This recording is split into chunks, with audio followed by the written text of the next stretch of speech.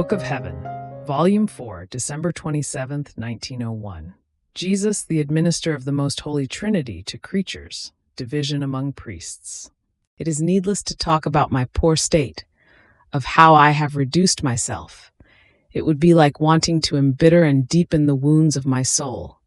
Therefore I let everything pass in silence, making an offering to the Lord. This morning, while I was crying over the loss of my adorable Jesus, the confessor came and gave me the obedience to pray the Lord to deign to come. It seems he came, and since the confessor had placed the intention of the crucifixion, he shared with me the pains of the cross. And while doing this, he said to the confessor, I was the administer of the Most Holy Trinity. That is, I administered to people the power, the wisdom, and the charity of the divine persons. You, being my representative, must do nothing but continue my same work with souls. And if you do not interest yourself, you come to break the work which I started, and I feel defrauded in the execution of my designs, and I am forced to withdraw the power, the wisdom, and the charity which I would have administered to you, had you carried out the work I entrusted to you. After this, it seemed he transported me outside of myself, and a multitude of people could be seen from afar, from whom came an unbearable stench.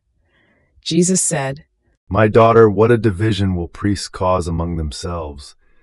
This will be the last blow to foment parties and revolution among the peoples. And he said this so embittered as to arouse compassion.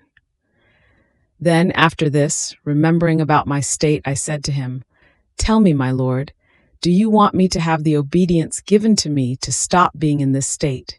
More so since, no longer suffering as before, I see myself as useless? And he answered me, That's right.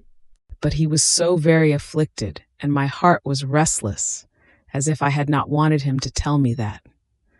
So I replied, But Lord, it is not that I want to go out of it, but I want to know your holy will, because my state was that you would come to me and share your sufferings with me. But since this has ceased, I fear that you don't even want me to continue to stay in bed.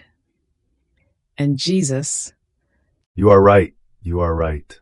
But no, I felt my heart crack because of the replies given to me by blessed Jesus, and I added, But my Lord, tell me at least, what is your greater glory, for me to continue to stay even if I should die, or to have the obedience to stop given to me?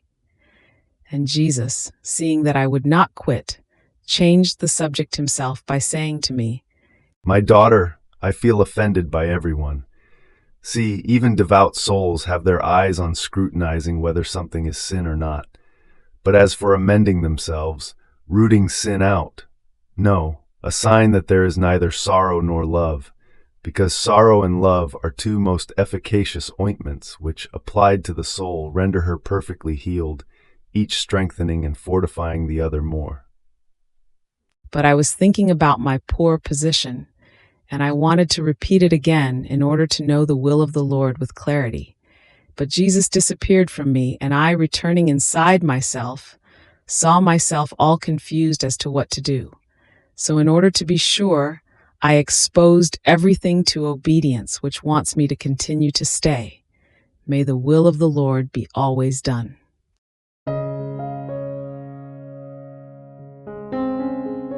Thank you for being a part of our community here at Divine Will app.